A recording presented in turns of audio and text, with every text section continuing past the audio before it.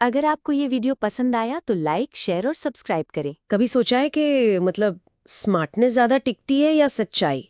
आज की कहानी ना थोड़ी धोखे वाली है, थोड़ी लालच वाली, और उसमें थोड़ा सा अनएक्सपेक्टेड जस्टिस भी है।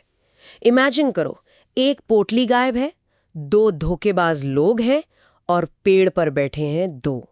कौन? Mysterious observers. चलो खोलते हैं ये मामला। तो आज हम पड़ताल कर रहे हैं एक बड़ी मजेदार कहानी की। ये हमें मिली है न्याय की पोटली और शैतान का धन और न्याय का पलड़ा जैसे सोर्सेस से। ये एकदम क्लासिक कहानी है कि कैसे लालच और झूठ का जाल बनता है और फिर कैसे सच अपना रास्ता ढूंढ ही लेता है। अपना मिशन है इस कहानी से ये समझना कि भाई ऑनेस्टी की असली पावर क्या है, स्पेशली तब जब लगता है कि चालाकी ही जीत रही है। तो कहानी शुरू होती है श्यामलाल से।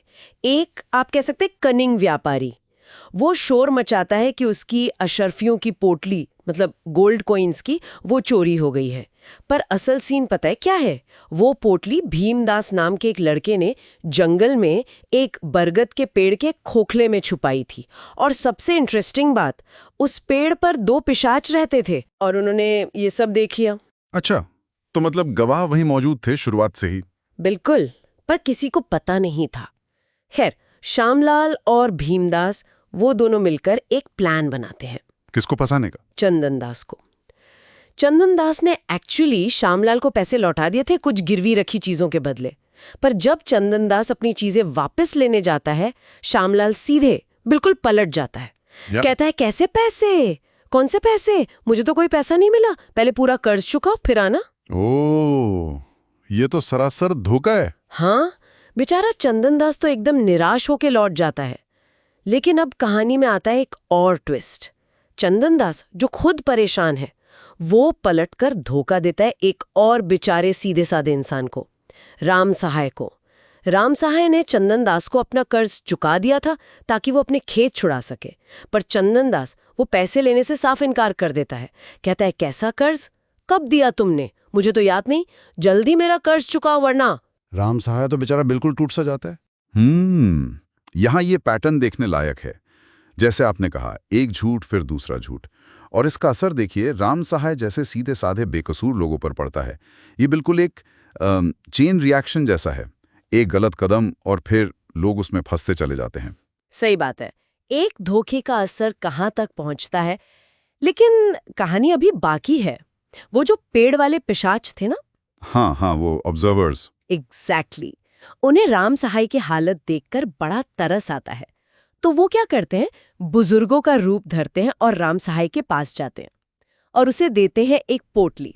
इसमें भी अशर्फियां थीं, पर इन पर एक खास निशान था, बरगद के पेड़ का, और कहते हैं इससे न्याय होगा। अच्छा, तो ये डिवाइन इंटरवेंशन जैसा कुछ, मतलब पिशाचों के जरिए? हाँ, कह सकते हैं।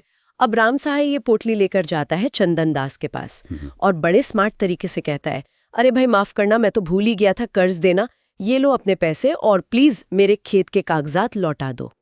चंदन दास पैसे देखकर एकदम खुश, फौरन कागज लौटा देता है। फिर चंदन दास की पत्नी उसे सलाह देती है, अरे जल्दी से ये पैसे श्यामलाल को दे आओ और अपनी गिरवी रखी चीजें छुड़ा लाओ। चंदन दास बिल्कुल वैसा ही करता है और यही खेल पलटता है। देखिए कैसे वो पैसा जो बेसिकली श्यामलाल के धोखे से जोड़ा था, घूम फिर कर चंदन दास के जरिए वापस श्यामलाल के पास ही पहुंच गया। झूठ का जो पूरा नेटवर्क बना था वो अब सिमटने लगा है। जैसे कहते हैं ना, what goes around comes around. न्याय का पलड़ा भारी हो रहा था। बिल्कुल। और आगे का सीन तो एकदम फिल्मी है। जैसे ही श्यामलाल पैसे हाथ में लेता है, धड़ाम सिपाही आ जाते हैं, चलो तुम्हें न्यायाधीश ने बुलाया है। और कोर्ट में कौन मिलता है? वो पिशाच। हाँ, वही पिशाच बुजुर्गों के रूप में न्यायाधीश के बगल में खड़े हैं। हाँ। और वो श्यामलाल पर चोरी का इल्जाम लगाते हैं। सबूत? वो निशान वाली अशर्फिया। एग्जैक्टली, पोटली के अशर्फियों पर बना वो बरगद का निशान। ओके। श्यामलाल तो घबरा जाता है। हाँ। कहता है, अरे ये पैसे तो मुझे चंदन दास ने दिए हैं। हाँ। चंदन दास पकड़ा जाता है तो वो कहता है, ये तो राम सहाय ने दिए थे। राम सहाय बड़ी मासूमियत से कहता है, मुझे तो इन बुजुर्गों ने दिए थे। और वो पिशाचों की ओर इशारा करता है, क्योंकि चंदन दास ने मेरे पैसे हड़प लिए थे। वाह, मतलब पूरा सच सामने आ गया। और बूम, सारा सच सामने। न्यायाधीश फौरन समझ जाते हैं कि असली गड़बड़ कहाँ है। श्यामलाल और चंदनदास दोनों झूठे और अपराधी साबित होते हैं और उन्हें उनके किए की सजा मिलती है। तो इस पूरी कहानी का मतलब क्या निकला, क्या समझ आता है इससे? यही कि देखो, लालच और झूठ का जाल कितना भी फैला लो, सच ज्यादा देर छिपता नहीं है। इट ऑलवेज फाइंड्स अ वे। वो अपना रास्ता बना ही लेता है। बिल्कुल सही कहा। कहानी का सार या कह लें विजडम यही है कि ईमानदारी ही बेस्ट पॉलिसी है। आप कितनी भी चालाकी दिखा लो, कितना भी झूठ बोल लो, अंत में जीत सच्चाई की ही होती है। और ये सीख मुझे लगता है आज के ज़माने में भी उतनी ही रेलेवेंट है, चाहे वो पर्सनल लाइफ हो या प्रोफेशनल। पर एक बात सोचने वाली है, क्या असल ज़िंदगी में भी छोटे छोटे झूठ या छोटी मोटी बेईमानी, क्या वो भी इसी तरह कॉन्सिक्वेंसेस की एक लंबी चेन बना सकते हैं?